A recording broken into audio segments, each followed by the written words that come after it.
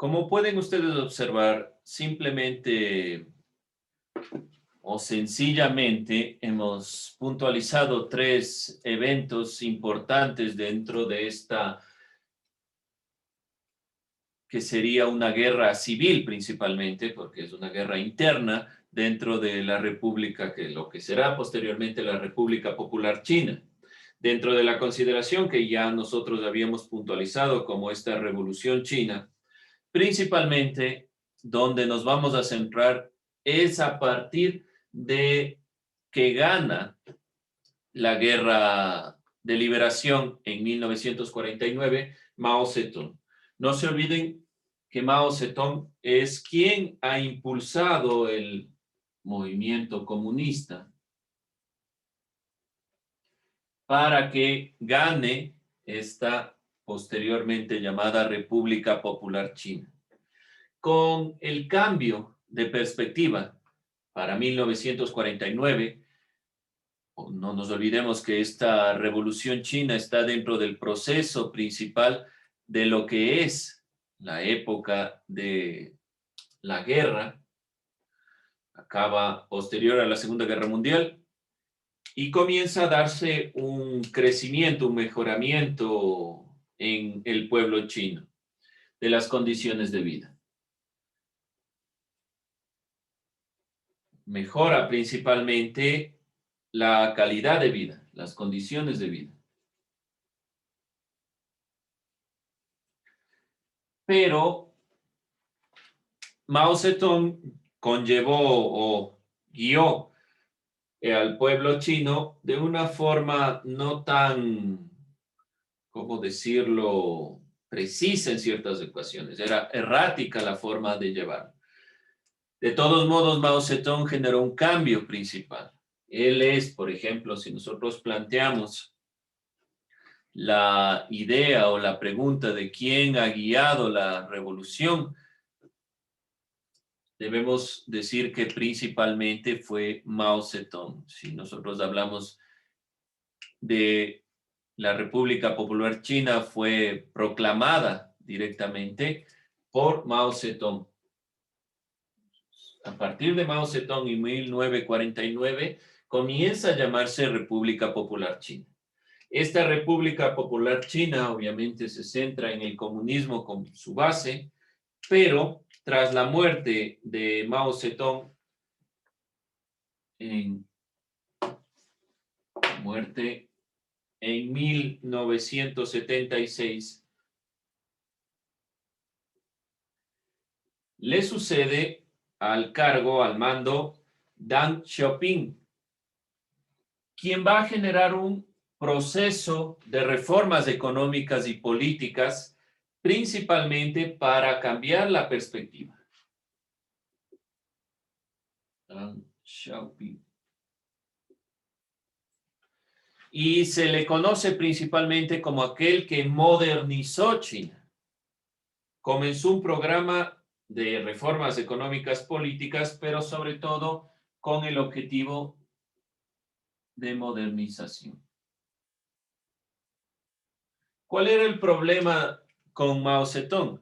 Que se creía o se tenía la perspectiva que este comunismo iba a decaer, a caer en la misma perspectiva tal vez del comunismo cubano y sostenerse en una visión que no alcance la modernización.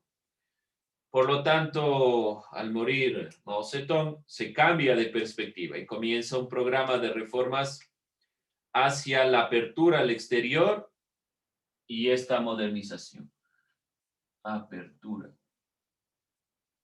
Es algo que si nos damos cuenta, por ejemplo, comparando, podemos decir obviamente que el limitante de Cuba fue principalmente los Estados Unidos, que le generó un cerco. Pero de todos modos, la perspectiva de la República Popular China desde Deng Xiaoping principalmente ha sido un cambio en las reformas hacia la apertura a los mercados internacionales. No cerrarnos dentro de la perspectiva de nuestro país y pensar que solo la República Popular China puede sobresalir sin la ayuda o sin el análisis exterior. La China comunista de hoy en día tiene ese gran avance tecnológico gracias a la modernización y a la apertura de la economía que Deng Xiaoping permitió. Los recursos del gobierno fueron empleados al incremento de la inversión para procurar un crecimiento económico. Entonces, el objetivo es generar un crecimiento económico.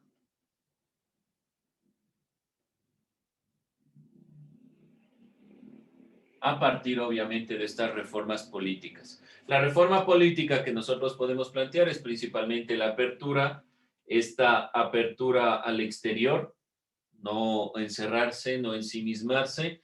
Y en cuanto a las reformas económicas, también está relacionado este ámbito de la modernización. La propuesta impulsada por Deng Xiaoping fue la modernización china en el desarrollo económico, sin alterar la estructura del control político. ¿Cómo funciona directamente China? Tenemos inversiones de carácter privado. Sabemos que hay empresas privadas en la actualidad en China. Sabemos que hay empresas públicas, pero todo está controlado por el Partido Comunista.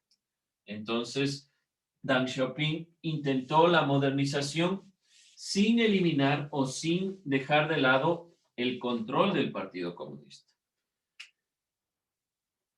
El partido que directamente es el que domina todos los análisis y todas las propuestas, es el centro o la perspectiva central política. Es quien tiene el control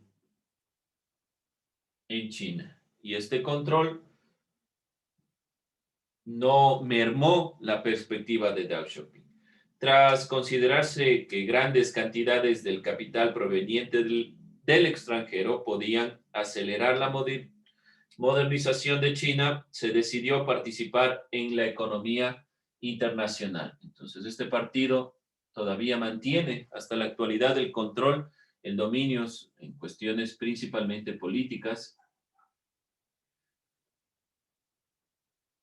pero en la cuestión política obviamente incide en la economía.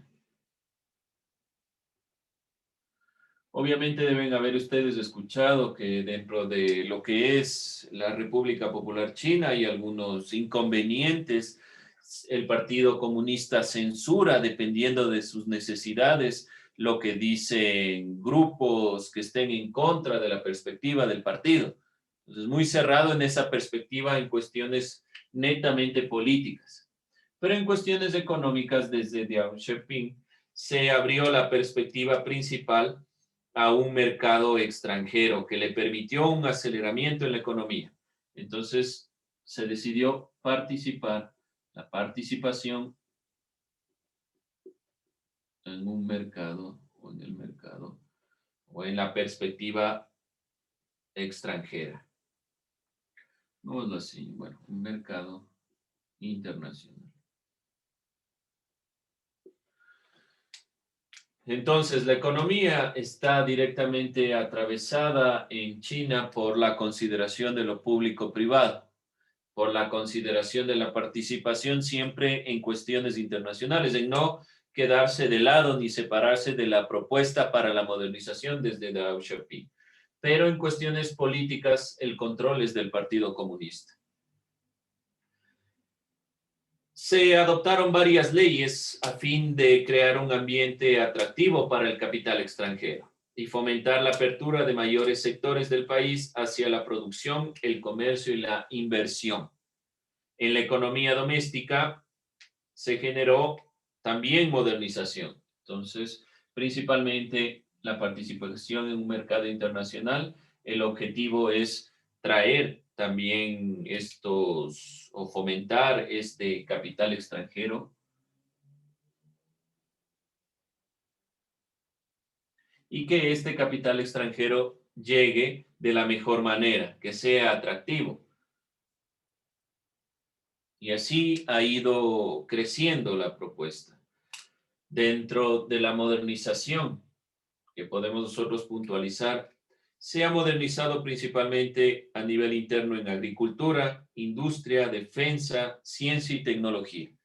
Parámetros en los cuales China ha ido puntualizándose o que ha ido primando su visión. Entonces, dentro de este propio comunismo, podemos puntualizar que en cuanto a economía doméstica,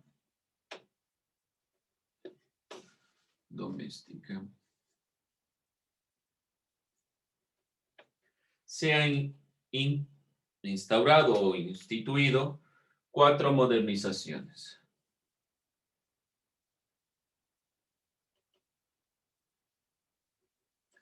Como les denunciaba, principalmente agricultura, en la consideración de la industria, defensa,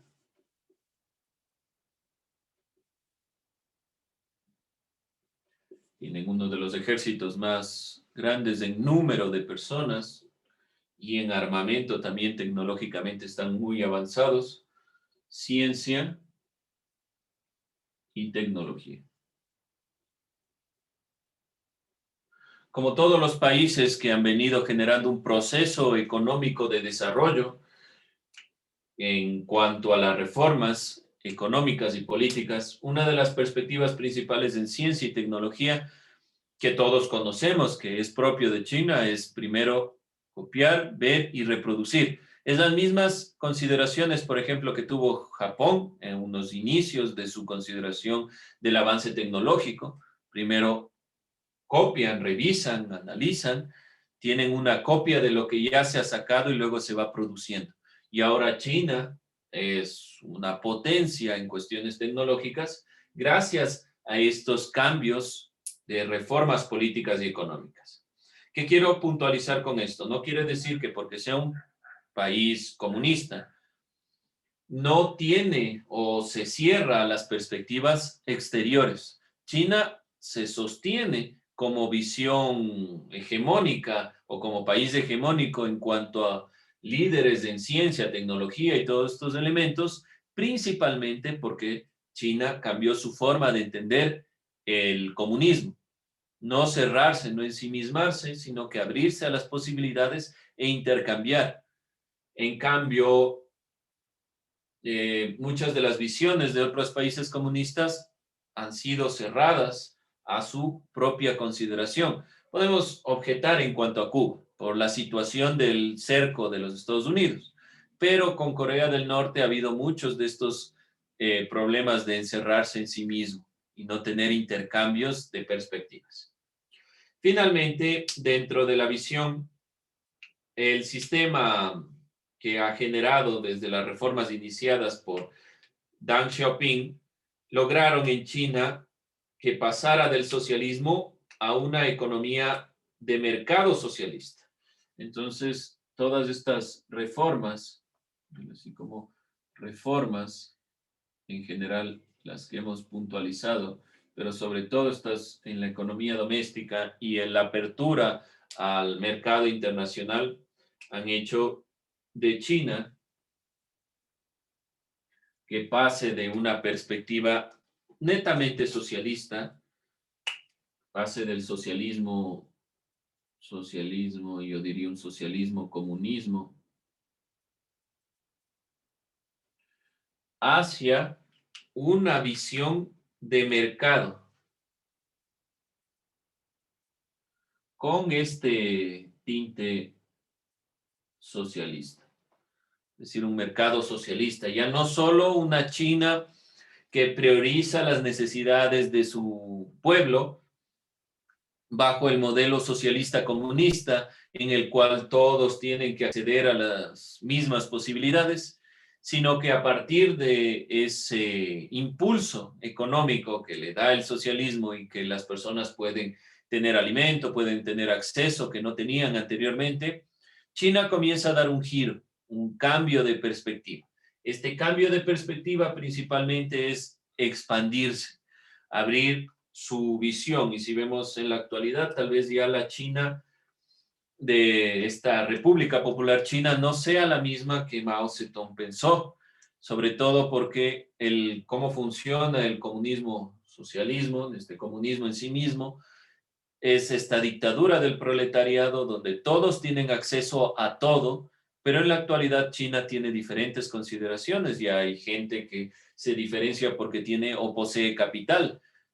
Hay empresas privadas, ya no solo públicas. El Estado, aun cuando controla, el Partido Comunista controla todos los ámbitos, siguen existiendo, o existen, mejor dicho, empresas privadas. Entonces hay una mezcla. Es la diferencia muy clara de la República Popular China, por ejemplo, con el comunismo de Rusia, con el comunismo de Cuba, tal vez también con el comunismo de Corea del Norte, donde se centraron mucho en la economía interna y la perspectiva del pueblo, tratar de equilibrar, pero no se generó industria, por ejemplo. O la industria de la Rusia quería competir por inversión, pero nunca se abrió tal vez a la visión de los mercados internacionales, no se abrió a la inversión capitalista y la Rusia, al final, la Unión Soviética cayó. Y China, en cambio, comienza a ser cada vez más una potencia cada vez más fuerte, porque ha integrado partes del capitalismo dentro de su visión. Como les decía yo, el capitalismo tiene una característica particular como sistema económico. Se moldea a cualquier sistema. Y eso es claro, creo yo, en la República Popular China. El capitalismo se ha moldeado tanto, por más que el Partido Comunista mantenga el control, hay empresas privadas y las empresas privadas son fuertes. Empresas telefónicas, empresas celulares, empresas de autos, que son fuertes en China como sistemas capitalistas que dan impulso económico a la República Popular China. Dentro de esta consideración, entonces, el éxito del socialismo con características chinas obedece a principios fundamentales. China no podría abrirse a Occidente si no tomaba precauciones para preservar su independencia. Eso es la perspectiva propiamente china. Pero desde mi punto de vista, creo que China impulsa su visión cuando se abre también a la posibilidad de un capitalismo. Con esto vamos a ir cerrando principalmente las reformas populares y políticas y económicas de la República Popular China, tratando de tener una visión. ¿Con qué vamos a quedarnos? Del video que ustedes pudieron observar, que en realidad es un video corto que simplemente manifiesta los elementos puntuales de la revolución china o la guerra civil china. Internamente se plantean dos contendientes donde gana Mao Zedong, y Mao Zedong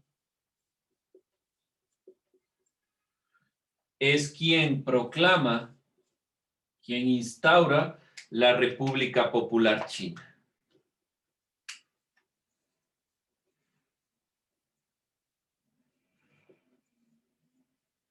Esta República Popular China,